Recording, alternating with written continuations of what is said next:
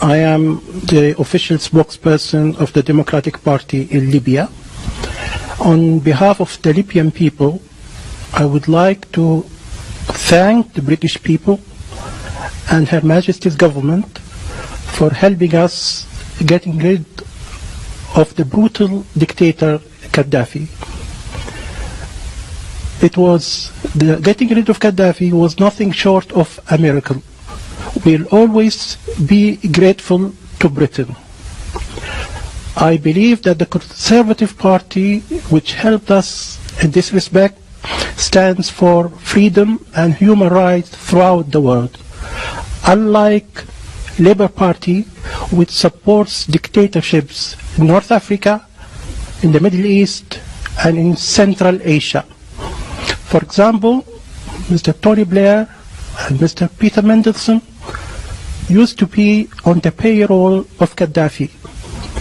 They are still on the payroll of dictators in the Middle East and Central Asia.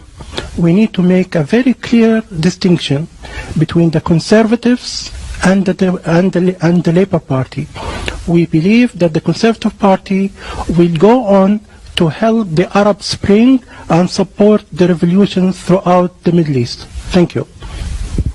I was waiting for you pulling off a mask and revealing yourself as a comedian. I really cannot believe that you just said the words that you said.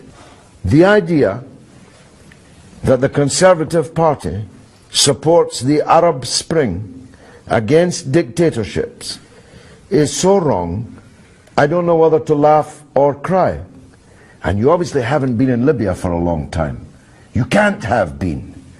Otherwise you would not dream of coming on international television and discussing Libya as if it were some kind of success. Gaddafi was everything you said he was.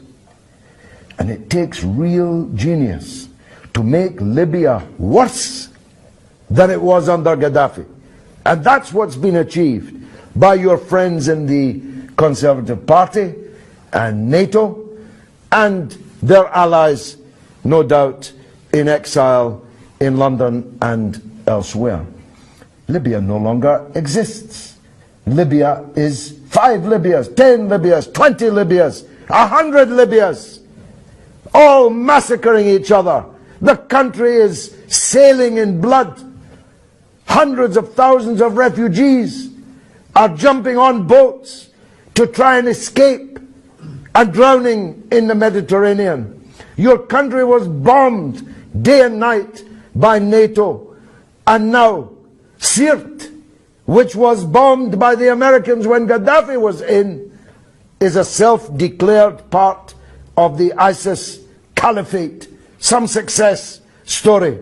ISIS, Al-Qaeda, one brigand group after another, taking control of the airport, of the parliament, chasing out the government.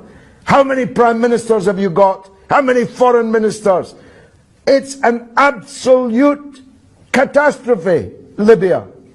And you come here in your nice suit, safe here in London, and hail it all as some kind of triumph, and you have the gall to salute the Conservative Party. Well, if the Conservative Party do to Britain what they did to Libya, then God help us. God help us, because they destroyed your country, which no longer exists. And you, presumably on some kind of payroll, come here and take your hat off to it. Be gone. Who's next? May I respond to that? Yes, you can. I am on the payroll of nobody, unlike you, who used to be on the payroll of Saddam. No, I've never been on Saddam's payroll, and I don't believe you're not on a payroll. You look very prosperous. How do you earn your living? How do you earn your living? Certainly not from Saddam or Gaddafi. No, I never met Gaddafi, and I was never on a payroll of Saddam. And by the way, those who claimed that I was had to pay me millions of pounds in damages. So be very careful what you say. Do sue me then. You are on a payroll. How are you earning your living? Who's paying you? The British Social Security. Well, you're doing very well on British Social Security. That's truly remarkable.